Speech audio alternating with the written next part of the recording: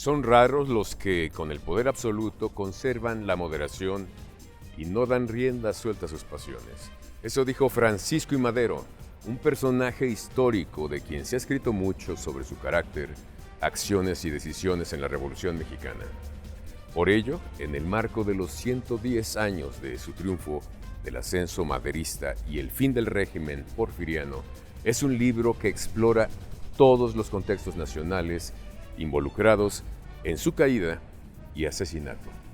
Y justamente, Javier, para abordar el contenido de este libro, conversaremos con el doctor en Historia Edgar Urbina, quien es no solo investigador, sino también uno de los autores de este texto. Y para ampliar este tema, también podremos platicar con el doctor Felipe Ávila, director del INERM. Y por ello nos encontramos listos para recorrer el Museo Nacional de la Revolución. Precisamente, Humberto Castorena va a dar cuenta de las posibilidades que este espacio nos ofrece. Así es, Javier, y tendremos también en México en 100 objetos a nuestra compañera Norma Guzmán, que nos va a contar la historia detrás de este emblemático monumento a la revolución. Todo está listo, acompáñenos con la X en la frente.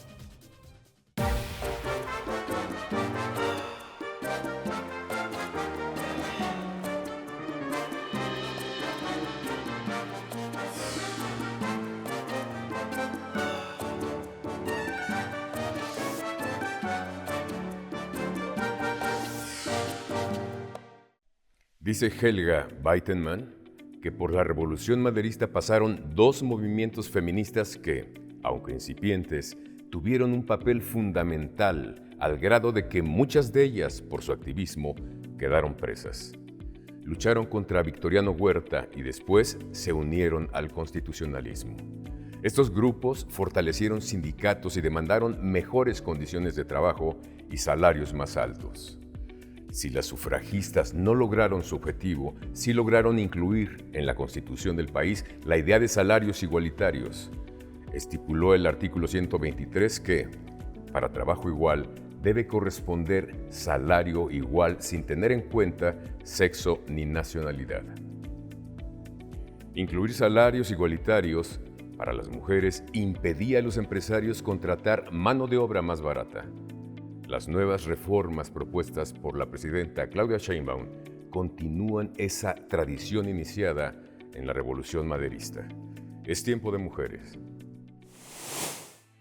Francisco I. Madero González, llamado el apóstol de la democracia, pasó de ser empresario a candidato presidencial y finalmente el líder de la Revolución Mexicana. Su ascenso al poder tras las elecciones de 1911 acabaría con el control y el monopolio que durante décadas mantuvo el dictador Porfirio Díaz. Madero y su gobierno han sido tema de análisis de muchísimos libros y sobre todo obras clásicas que se han concentrado, la mayoría de ellas, alrededor de la trama de la Decena Trágica. Por ello, El ascenso maderista y el fin del régimen porfiriano es un libro reciente que da cuenta de otros contextos, hay que decir, más allá de los ocurridos en el centro del país y que finalmente sumarían, pero también restarían al gobierno de Madero. Asuntos regionales que pasaron de ser de orden ambiental, como la sobreexplotación de los bosques en Michoacán, que tuvieron efectos económicos y sociales muy claros. Además del magonismo, vinculado a un grupo de maestras y periodistas que fueran las pioneras del feminismo en México, que fueron aliadas de Madero y luego del constitucionalismo. Y por supuesto, el surgimiento de nuevos actores sociopolíticos locales en aquellos años que representarían el regreso del poder militar a la escena pública. Y ahora está con nosotros el doctor Edgar Urbina, que es profesor de la Facultad de Ciencias Políticas y Sociales. Gracias por estar aquí. Al contrario, Javier, muchísimas gracias nuevamente por la invitación en estar en tu programa. Edgar, muchas personas me han preguntado cómo es posible que un grupo que se fue armando chiquito, prácticamente sin armas reales, pues, decidió hacerle frente pues, al ejército más fuerte, uno de los ejércitos más fuertes que existían en América Latina, que era el de Porfirio Díaz. Tienes razón. Cuando se habla sobre la Revolución Mexicana, a veces no se dimensiona cómo precisamente un ejército de carácter popular llegó a derrocar a un ejército semiprofesional. Pero en realidad yo creo que precisamente ahí es importante la figura de Madero. Yo considero que sin la figura de Madero… Pero era empresario, él no era militar. Exactamente, además de ser parte de una de las familias más importantes del estado de Coahuila, él no tenía por qué levantarse, no en armas, sin embargo lo hace. Yo creo que en ese sentido su pensamiento espiritista, la formación que recibe tanto en Estados Unidos como en Francia, pues los van a orillar a tomar precisamente ese camino armado, y considero que precisamente el papel que empieza a tomar Francisco I. Madero es fundamental, y eso de alguna manera pues es lo que nosotros vemos en el libro que nosotros acabamos de coordinar de El ascenso maderista y el fin del régimen porfiriano, donde tocamos precisamente parte de la figura y de todo lo que hace Madero en términos militares para poder derrocar al régimen porfirista. Mencionas algo interesante, y es la visión y la formación que tuvo en el extranjero. Eso le permitió ver las cosas de otra manera. Claro, de efecto, porque podemos considerar que en su estancia en Francia, pues obviamente se va a acercar a los ilustrados, pero también él menciona que por ahí de los años de 1890 es la primera vez que se acerca al espiritismo, y en ese momento, pues obviamente va a adquirir, ¿no?, este pensamiento filosófico como una manera de poder transformar la situación del país en términos políticos. Primero es eso lo que va a llevar a encaminarse en términos de las elecciones, ¿no?, primero locales, después estatales y después en las presidenciales, para partir en términos políticos cambiar la situación social de nuestro país. Como se comete fraude, precisamente él no ve otra opción que tomar el camino armado. Creyó en la democracia, dijo, puede funcionar o va a funcionar. Madero es un demócrata liberal. Creo que si nosotros estamos hablando del pensamiento de Francisco Madero, obviamente lo podemos considerar como un demócrata liberal, y aunque algunos lo consideran que no es un revolucionario, que su pensamiento es un tanto moderado o conservador, considero que en realidad sí, Madero es un personaje revolucionario, porque a partir de la democracia, como él la entiende, se puede transformar toda la situación de un país. Y en efecto, Madero cuando se le comete fraude, pues no ve otro camino que el camino armado. Me llama la atención que se hayan reunido en torno a su figura también grupos de mujeres, de un feminismo incipiente también. Es interesante la pregunta que haces, Javier, porque en realidad cuando se habla sobre el movimiento armado, regularmente se hace mucho énfasis en la participación de los hombres. Sin embargo, las mujeres estuvieron presentes desde el inicio. Inclusive desde antes, las mujeres participaron con los hermanos Flores Magón en el Partido Liberal Mexicano, y algunas de ellas se insertaron precisamente en la campaña de Francisco Madero, primero electoral y después en términos armados. Algunas de ellas más adelante también después se van a ir hacia la facción zapatista, algunas otras como Hermila Galindo se van a insertar con los constitucionalistas, y van a empezar, ¿no?, ellas desde su papel como periodistas, algunas de ellas como maestras, pues van a también querer la transformación de nuestra sociedad. Entonces, podemos decir que no les hizo justicia la revolución, porque el cambio con ellas fue más lento, ¿no? Apenas estamos viendo ahora sus consecuencias positivas. Sí, creo que eso es algo como muy importante que recalcar, aunque ellas piden que se les dé el voto desde esos momentos, inclusive presente es una de las grandes demandas que ellos tienen en el Congreso Constituyente.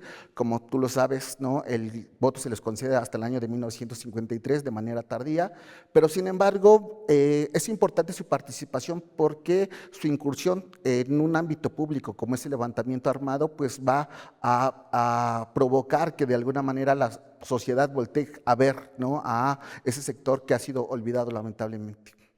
¿Qué otros grupos o qué otro grupo te llamó la atención en esta investigación que no tenías tan claro que se integró al maderismo? Fíjate que precisamente en este libro que nosotros armamos, ahí aparecen N cantidad de actores, ¿no? Por ejemplo, aparecen los grupos indígenas de la zona suroriente de la Ciudad de México, que también cuando se habla sobre la Revolución Mexicana es difícil que se voltee a ver esa parte. Y entonces ahí, por ejemplo, el texto de Baruch Martínez nos habla precisamente sobre las rebeliones indígenas campesinas que están en el estado en la alcaldía de Tláhuac, Xochimilco, Milpalta, etcétera, etcétera, ¿no? Pero también el libro se enfoca también en mostrar algunos procesos que ocurren de manera muy importante. Por ejemplo, ¿no? En la zona purépecha, también el libro presenta lo que sucede en la parte de la península de Yucatán, y en realidad lo que nosotros vemos en el libro es el trastocamiento de la sociedad a partir de un proceso muy importante que tiene que ver con la modernización, y la modernización no solamente va a transformar el medio ambiente, sino también va a transformar las relaciones sociales, y eso va a provocar precisamente el surgimiento de N cantidad de actores, ¿no? Que se hacen presentes en el movimiento armado de la Revolución de 1910. Pues muchas gracias, maestro Edgar Urbina, y seguimos aquí con la X en la frente.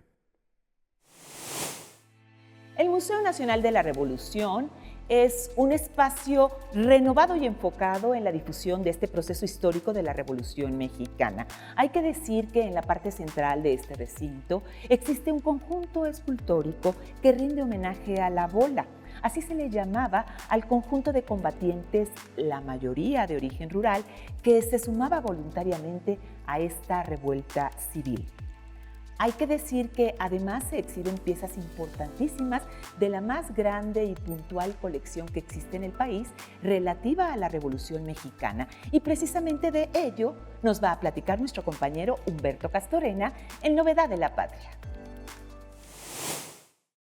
Debajo de uno de los sitios más emblemáticos de la Ciudad de México se exhibe una parte importante de la rica historia de nuestro país.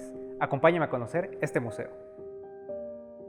Es muy difícil resumir toda la Revolución de México porque inicia en el siglo XIX, ¿no? Y se va a prolongar gran parte del siglo XX. Entonces, lo que vamos subrayando en el museo son los sucesos más importantes, además de los participantes en la Revolución que no tienen nombre, los héroes anónimos. La experiencia de viajar por la historia de México no solamente se exhibe a través de sus escritos, pues el museo permite admirar diversos objetos auténticos que dan fe de cada una de estas etapas. Tenemos varios objetos que pertenecen principalmente a la Secretaría de la Defensa Nacional, que son armas, estandartes, banderas. Tenemos, por ejemplo, billetes, bilimbiques. Tenemos una curul original, la pluma, una de las plumas con las que se firma la Constitución. Con el apoyo de diversos institutos y secretarías, el museo cuenta con un estimado de 3.300 piezas dentro de la colección, en el cual suman documentos y fotografías que enriquecen no solo la visita del público, sino también el conocimiento que este recinto busca ofrecer sobre la Revolución de 1910. Originalmente llegaron del Instituto Mora. Cuando se abre el museo en el 86, el Instituto Mora colabora buscando colecciones particulares, algunas instituciones, museos de sitio de diferentes lugares de la República. Básicamente así es como se arma la primera colección. Con motivo del aniversario 114 de este movimiento y de los 38 años de la inauguración del museo, te invitamos a adentrarte en la crónica de este conflicto armado que marcó un antes y un después en la historia de México, por lo que puedes asistir al Museo Nacional de la Revolución de martes a domingo o visitar sus redes sociales para mayor información. El ascenso maderista y el fin del régimen porfiriano es un reciente libro que aporta novedades y un estudio muy minucioso sobre la figura de Madero y su gestión como presidente, que culminaría con la traición de Victoriano Huerta y su brutal asesinato acompañado de Pino Suárez en 1913. Cabe decir que esta publicación corrió a cargo del Instituto Nacional de Estudios Históricos de las Revoluciones en México, el también llamado INERM, y estuvo coordinado por los investigadores Fernando Pérez Montesinos, Tatiana Pérez Ramírez y también el doctor Edgar Urbina Sebastián. Y vamos a continuar platicando de este libro ahora con el doctor Felipe Ávila, director del INERM. Pero en unos minutos más, en México en 100 objetos, Norma Guzmán nos cuenta la historia detrás de este emblemático monumento a la revolución. Recientemente se publicó El ascenso maderista y el fin del régimen porfiriano. Es el último acercamiento desde varias perspectivas de especialistas a esta zona, a este momento fundamental en la historia de México. Felipe Ávila, tú coordinaste este libro. ¿Qué elementos nuevos encontraste en esta investigación? Bueno, este libro me parece que es una contribución historiográfica muy importante, porque a pesar de los muchísimos libros que se han escrito sobre Madero y sobre el maderismo, en realidad hay muchas cosas que todavía no sabemos. Este es un libro que sobre todo contribuye a tener una mejor perspectiva de lo que fue el maderismo en las regiones y en algunos sectores que han sido poco estudiados. Siempre se piensa en el maderismo como un movimiento nacional, como un movimiento que en 6 meses pudo acabar con la dictadura de Porfirio Díaz. Se piensa en un gran ejército popular de decenas de miles de combatientes, hombres y mujeres, como si hubiera sido una especie de generación espontánea. Y en realidad, cuando uno se adentra en las regiones, lo que uno advierte es que quienes se sumaron a la rebelión maderista tenían sus propios motivos, sus propias demandas, sus propias reivindicaciones, su propia historia, y estas particularidades regionales son las que se suman en un gran movimiento nacional, porque finalmente el maderismo lo que tuvo como virtud fue poder integrar todas estas demandas particulares. Todos esos agravios que hay en Todos todas estos partes, agravios claro. y todos estos problemas locales, porque había comunidades que tenían problemas de tierras, que tenían problemas de agua, que tenían problemas de explotación, que tenían problemas de falta de atención de las autoridades, que tenían problemas de una especie de ruptura de los equilibrios a partir de la modernización económica y productiva de los años finales del Porfiriato, porque había gente que había sido reprimida desde antes, porque había desde luego una causa común en la mayoría de los sectores que era el problema agrario. La revolución maderista es sobre todo un movimiento agrario, pero dentro de este agrarismo hay reivindicaciones que son distintas. No es lo mismo las reivindicaciones típicamente agrarias, por ejemplo, de la zona morelense, con las reivindicaciones agrarias de las poblaciones del norte, de las poblaciones de Chihuahua, por ejemplo, o de La Laguna, o del centro del Bajío, porque México es un país muy diverso, es un país pluriétnico, multicultural, con una historia muy arraigada, que en algunos casos pues viene desde tiempos prehispánicos y que se agudizaron con la conquista y la colonización. Entonces, este libro lo que nos permite es un acercamiento con una mirada más precisa, más enfocada a plantear cuáles eran los problemas en algunas regiones. En Michoacán, por ¿Hay ejemplo, regiones? Eso te quería preguntar. ¿Es Michoacán, el norte? Michoacán, el norte, la zona zapatiza, pero no la zona zapatiza que nosotros conocemos más, que es la zona morelense o un poco también la zona de Guerrero, sino la zona lacustre alrededor de la Ciudad de México.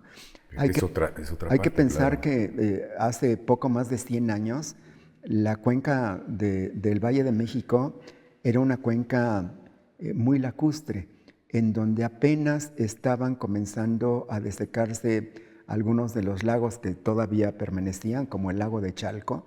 Esta desecación del lago de Chalco tuvo lugar en los años finales del Porfiriato y fue una ruptura ecológica y que afectó forma de vivir de las sí, personas. A la gente que estaba acostumbrada a vivir desde tiempos prehispánicos, de las chinampas, de esta relación, entre comillas, digamos, más armónica de la sociedad con la naturaleza, cuidando el agua, cuidando el bosque, cuidando la ecología, con un sistema de chinampas que había sido muy efectivo y muy productivo por siglos, pues de repente se les ocurre que es una fuente de contaminación. Que hay que secar todo. Y que hay que secarlo, ¿no? Y entonces parte de eso son problemas que estamos padeciendo hoy día. Todavía, claro. Estas inundaciones que año con año padecemos y este desbordamiento es que es una cuenca, es un valle. Sí, y la naturaleza llama a la naturaleza.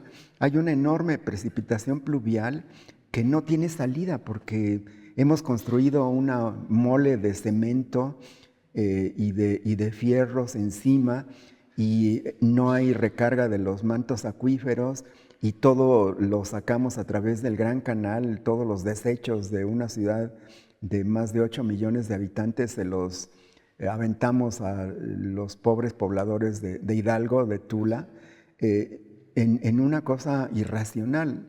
Bueno, todo esto comenzó en los años finales del Porfiriato y por eso uno de los ensayos más iluminadores de este libro colectivo es este que habla precisamente de esta zona lacustre que está viendo cómo se afectan de la noche a la mañana sus condiciones de vida ancestrales y que protesta por ello y que encuentra en el zapatismo un canal natural para manifestar su desacuerdo. Y como tú bien dices, y cuyas consecuencias seguimos padeciendo. Así es.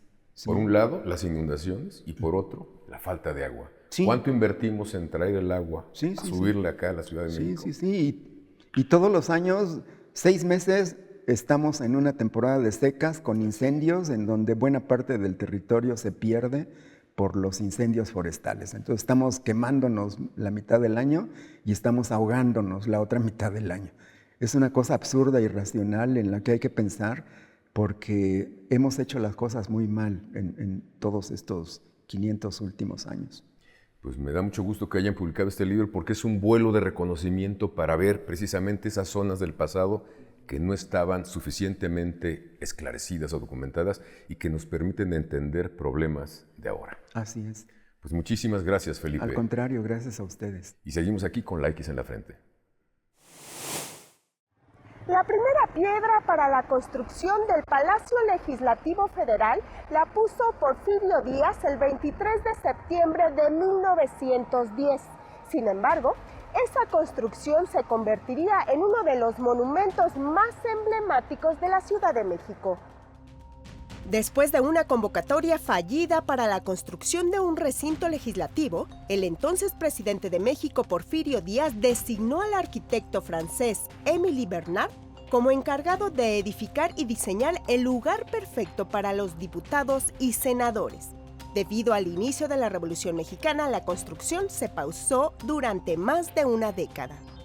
En 1922, el arquitecto francés propuso edificar un monumento a los grandes hombres de la lucha a la revolución. Sin embargo, el proyecto tampoco se concluyó por su fallecimiento. Años más tarde, el arquitecto Carlos Obregón Santacilia ganó la idea de convertir este espacio en un monumento a la Revolución Mexicana, mismo que está sobre una estructura conformada por 17,000 pilotes de arena comprimida, concreto armado y de madera. Este lugar tiene una cúpula central rodeada por 4 columnas que representan las 4 principales fuerzas revolucionarias. Hoy en día se puede visitar el interior del monumento, pues en el 2010 se remodeló para celebrar el centenario de la Revolución Mexicana. Está la importancia del Monumento a la Revolución, que aquí descansan los restos de Pancho Villa, Plutarco Elías Calles, Lázaro Cárdenas, Francisco I. Madero y Venustiano Carranza. Llegamos al final de este recorrido por el Museo Nacional de la Revolución, que además nos permitió conversar con investigadores como Edgar Urbina, doctor en Historia por la UNAM, y Felipe Ávila, director del INERM. Siempre es importante revisar y entender nuestro pasado histórico como nación para avanzar en la construcción de un mejor país para todos. Muy cierto, Javier, y qué mejor que hacer esta revisión de interesantes pasajes de nuestra historia con opiniones de expertos que siempre aportan datos muy interesantes. Por eso queremos agradecer profundamente a este maravilloso Museo Nacional de la Revolución el habernos recibido. Y por supuesto agradecer también a nuestro equipo técnico de producción, pero sobre todo a ustedes, que siempre son nuestros invitados especiales aquí, con la X en la frente.